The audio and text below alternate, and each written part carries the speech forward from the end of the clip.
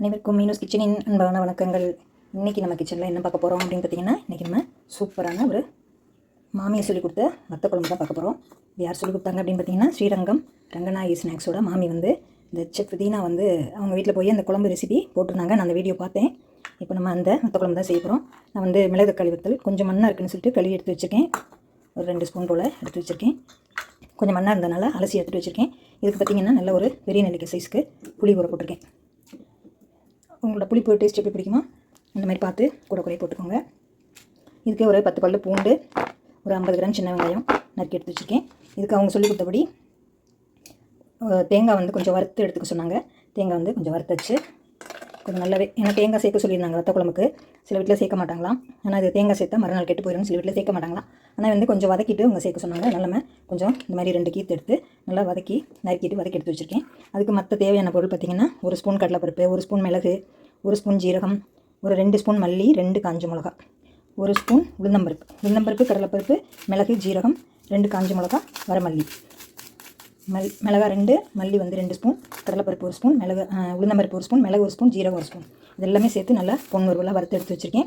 இதை இப்போ வந்து கொஞ்சம் பொடி பண்ணிவிட்டு கொஞ்சம் பொடி எடுத்து வச்சுக்கணும். மிச்சத்தை நம்ம குழம்புல கரைச்சி விடணும். இப்போ வந்து மிக்சியில் பொடி பண்ணிவிட்டு நம்ம கையில் கொஞ்சம் எடுத்து வச்சுக்கலாம். அப்புறம் நல்லா நல்லெண்ணெய் ஊற்றி வதக்கணும். தக்காளி வந்து அவங்க விருப்பமான சேர்த்துக்க சொன்னாங்க. இல்லைன்னா தக்காளி இல்லாமலும் செய்யலாம். ஆனால் அவங்க தக்காளி போடாமல் தான் செஞ்சாங்க. 10 பல்லு பூண்டு, ஒரு 10 சின்ன வெங்காயம் 2 நறுக்கி எடுத்து வச்சுருக்கேன். இப்போ நம்ம புளியை கரைச்சிட்டு இதில் வந்து கொஞ்சமாக நம்ம வீட்டில் இருக்க குழம்பு மிளகாத்தூள் தான் போட்டுக்க போகிறோம். இந்த கரைச்சி எடுத்துக்கிட்டு வந்துடுறேன். பார்க்கலாம். அதுக்குள்ளே இதையும் நம்ம மிக்சியில் தேங்காய் சேர்த்து பொடி பண்ணிவிட்டு வந்துடலாம். இப்போ நம்ம மிக்சியில் இந்த வறுத்ததெல்லாம் பொடி பண்ணி வச்சு இதில் ஒரு 2 ஸ்பூன் போல் தனியாக எடுத்து வச்சுக்கலாம். எடுத்து வச்சுட்டு இதை வந்து நம்ம தண்ணி ஊற்றி அரைச்சிக்கணும். இது கொஞ்சம் கடைசி குழம்புல தூவுறதுக்கு இது வந்து இப்போ நம்ம தண்ணி ஊற்றி அரைச்சிட்டு வந்துடலாம். பேஸ்ட் மாதிரி அரைச்சிட்டு வந்துடலாம். இப்போ நம்மளோட புளியும் கரைச்சி ரெடியாக இருக்குது. உங்களுக்கு தேவையான அளவு தண்ணியை சேர்த்து ஊற்றிக்கோங்க. கொஞ்சமாக ரொம்ப புளிக்குங்கிறனால கொஞ்சமாக கரைச்சிட்டேன். இப்போ இதில் வந்து நம்ம வீட்டில் உள்ள குழம்பு மிளகாய்த்தூள், சாம்பார் தூளோ இல்லை தனி மிளகாத்தூள், மல்லித்தூளோ என்ன தூள் வீட்டில் வச்சுருக்கீங்களோ அது போட்டு நல்லா கலந்துக்கோங்க. இது ரொம்ப காரம் இருக்காது, அதனால் நான் 3 ஸ்பூன் சேர்த்துருக்கேன். இது கொஞ்சம் தண்ணி ஊற்றி நம்ம கலந்துக்கலாம். இப்போ இதை வந்து தண்ணி ஊற்றி நல்லா அரைச்சிட்டு வந்துடணும். கொஞ்சம் பவுடர் வந்து தனியாக எடுத்து வச்சுட்டு மிச்சத்தை தண்ணி ஊற்றி பேஸ்ட் அரைச்சிட்டு வந்துடலாம். இப்போ நான் அடுப்பத்தை வச்சுட்டு கடாய் வச்சுருக்கேன். இதில் சுத்தமான நல்லெண்ணெய், செக்கில் உள்ள நல்லெண்ணெய் கொஞ்சம் நல்லா தாராளமாக விட்டுக்கலாம். அதான் குழம்புக்கு நல்லது. சூப்பரான நம்மளோட நல்லெண்ணெய் ஊற்றி வச்சு இப்போ இதுக்கு தாளிக்கிறதுக்கு பார்த்திங்கன்னா 1 ஸ்பூன் கடலைப்பருப்பு, 1 ஸ்பூன் உளுந்து, 1/2 டீஸ்பூன் கடுகு, 1 காஞ்ச மிளகா, சின்ன துண்டு பெருங்காயம், ஒரு 10 போல் வெந்தயம், அப்புறம் தாளிக்க கருவேப்பிலை இதெல்லாம் எடுத்து வச்சு இப்போ நம்ம தாளிக்கிற பொருளை போட்டுட்டு நம்மளோட வெங்காயம் பூண்டெல்லாம் நல்லா வதக்கிக்கலாம்.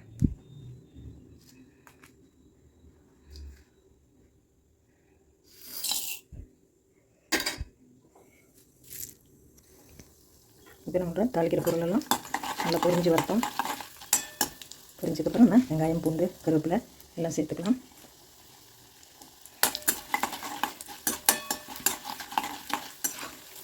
தக்காளி சேர்க்காத வத்தக்குழம்பு. நம்மளோட பூண்டு, வெங்காயம் சேர்த்துக்கலாம்.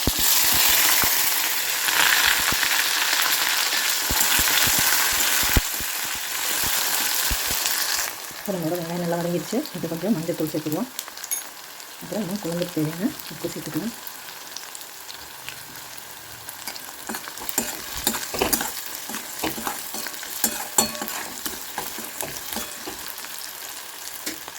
இப்போ நம்மளோட கரைச்சி வச்சுருக்க புளியும் மிளகா தண்ணியும் சேர்த்து ஊற்றிக்கலாம். மிளகா பவுட்ரு, குழம்பு பவுட்ரு. அப்புறம் நம்மளோட பொடி வறுத்து அரைச்ச முடியாது அந்த பேஸ்ட்டும் நம்ம அதில் சேர்த்துக்கலாம். இது கொஞ்சம் ஒரு கொதிச்சோம்னா அதை சேர்த்துக்கலாம். இப்போ நம்மளோட குழம்பு கொதிக்க ஆரம்பிச்சிருச்சு. இப்போ நம்ம அரைச்சி வச்சுருக்க இந்த பேஸ்ட்டையும் சேர்த்துக்கலாம். இப்போ உங்களுக்கு தேவையான தண்ணி மட்டும் சேர்த்துக்கலாம். இது வந்து நல்லா 1 வாரம் வரைக்கும் கூட நம்ம வச்சு சாப்பிட்லாம். ரொம்ப அருமையாக இருக்கும். இந்த குழம்பு வந்து கொஞ்சம் நல்லா திக்காகணும். ஃபைனலாக கொஞ்சம் வெல்லம் சேர்த்துக்கணும். இப்போ நம்மளோட குழம்பு பாருங்கள், சூப்பராக கொதிச்சுட்ருக்கு. நம்மளோட வத்த குழம்பு ரங்கநாயகி மாமி சொல்லிக் கொடுத்த சூப்பரான வத்த குழம்பு. அவங்க கொத்தமல்லிலாம் போட்டிருந்தாங்க, நான் அதெல்லாம் போடலை. இப்போ இன்னொரு கடாயில் கொஞ்சமாக நல்லெண்ணெய் காய வச்சுருக்கேன். இதில் வந்து நம்ம அந்த வத்தலை பொரிச்சிட்டு நல்லா வறுத்துட்டு குழம்புல சேர்த்துக்கலாம். இப்போ இந்த ஸ்டேஜில் நம்ம இதை எடுத்து வச்சுருக்க பொடியும் அதில் கொஞ்சமாக சேர்த்துக்கலாம்.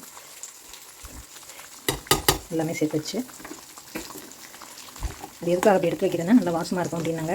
ரெண்டாவது குழம்பு நல்லா திக்காக வரதுக்கு தான் நம்ம கடலைப்பருப்பெல்லாம் சேர்க்குறோம். ரொம்ப சூப்பராக நல்லா இருந்துச்சு பார்க்கும்போதே. இப்போ நம்மளோட இந்த தக்காளியும் வறுத்து வச்சு அதை அப்படியே நம்ம தூக்கி நல்லா வச்சுக்கலாம். கொஞ்சம் கொதிச்சதுக்கப்புறம் நம்ம வந்து வெல்லம் சேர்த்துக்குவோம். பாருங்கள் ஃப்ரெண்ட்ஸ், நம்மளோட குழம்பு வந்து சூப்பராக குடிக்கிது.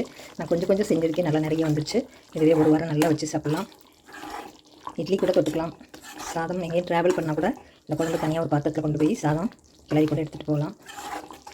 சூப்பராக அப்படியே எண்ணெய் பிரிஞ்சு வரும். அதுக்கப்புறம் நம்ம அப்படியே வைக்கலாம். அவங்க வந்து மல்லியெல்லாம் போட்டிருந்தாங்க, நான் மல்லியில் போடல, இந்த கருவேப்பிலை போட்டாச்சு. இப்போ நம்ம கொஞ்சமாக வெல்லம் மட்டும் சேர்த்துக்குவோம். அதுதான் நம்மளோட ஃபைனல் ஸ்டேஜ். அப்போ குழம்பு ரெடி. பாருங்கள் ஃப்ரெண்ட்ஸ், நம்மளோட சூப்பரான வத்த குழம்பு ரெடி ஆயிடுச்சு. என்னென்னா கொஞ்சம் அடியில் அப்படியே பிடிச்சிக்கும், அதனால் கொஞ்சம் அப்பப்போ கிளறி விட்டுக்கோங்க.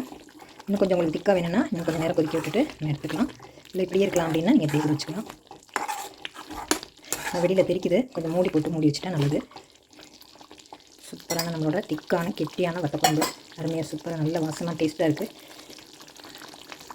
ஃப்ரெண்ட்ஸ், நம்மளோட சூப்பரான வத்த குழம்பு எண்ணெய் எல்லாம் ஊற்றுனதெல்லாம் வெளியில் வந்துச்சு. இப்போ நம்ம அப்படியே எடுத்துக்கலாம். தலைன்னு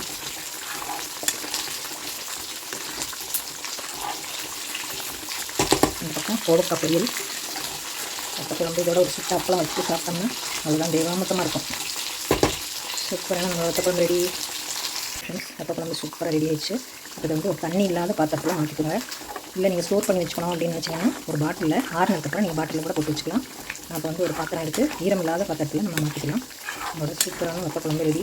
ஒரு வாரத்துக்கு குழம்பு பிரச்சனையே இல்லை அப்படிங்கிற மாதிரி சூப்பரான நம்மளோட வத்த குழம்பு ரெடி ஆயிடுச்சு. இதை பவுலில் பாத்திரத்தில் மாற்றிக்கலாம். இந்த பாத்திரத்தில் ஈரமே இருக்கக்கூடாது. ஏற்கனவே குழம்பு கரைச்ச பாத்திரம்லாம் ஈரமாக இருக்குது, அதில் ஊற்றலை, வேறு பாத்திரத்தில் ஊற்றுறேன். இப்போ நம்மளோட சூப்பரான வத்த குழம்பு ரெடி ஆயிடுச்சு. இது இருந்தால் கண்டிப்பாக ஒரு மாதத்துக்கே வரும் போல். அந்தளவுக்கு நிறையா கொஞ்சம் தான் எடுத்தேன், ஆனால் நிறைய வந்துச்சு. பாருங்கள், சூப்பராக இருக்குது, செம்ம டேஸ்ட்டாக இருக்குது சாப்பாடுக்கு. இட்லிக்கும் தொட்டுக்கலாம், தோசைக்கு தொட்டுக்கலாம். சூப்பரான நம்மளோட ஸ்ரீரங்கம் ரங்கநாயகி மாமி சொல்லி கொடுத்த சூப்பரான செஃப்டினா சார் பேசி எடுத்துருந்தாங்க. அதில் பார்த்துட்டு இந்த ரெசிபி நான் பண்ணியிருக்கேன். நீங்களும் இது போல் செஞ்சு பாருங்கள். ரொம்ப ஈஸியான குழம்பு, ரொம்ப டேஸ்ட்டாக இருக்குது. கண்டிப்பாக ஒரு தரம் ட்ரை பண்ணி பாருங்கள். ஓகே ஃப்ரெண்ட்ஸ், அடுத்த வீடியோவில் சந்திப்போம். அனைவருக்கும் நன்றி.